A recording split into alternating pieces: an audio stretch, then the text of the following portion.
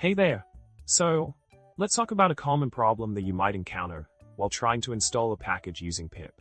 The issue arises when you're attempting to install causal_nv1d, and you run into an error related to metadata generation. The error message points to an import error that prevents the successful execution of the setup script, resulting in a failed package metadata generation. Frustrating, right? Moving on to the solution that can help you overcome this problem. The key here is to tackle the issue with the setuptools version. By specifying the setuptools version to May 1st, 69, you can resolve the error and proceed with installing causal_nv1d.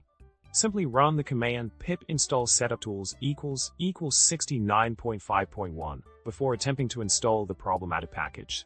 This specific version of setuptools has proven to be effective in resolving similar issues, as reported by other users facing the same problem.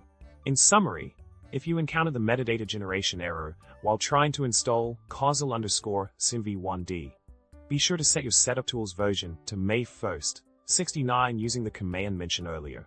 This adjustment should enable a smooth installation process for the package. And with that, we've reached the end of our discussion. Remember, tackling errors in package installation can be a breeze with the right solutions.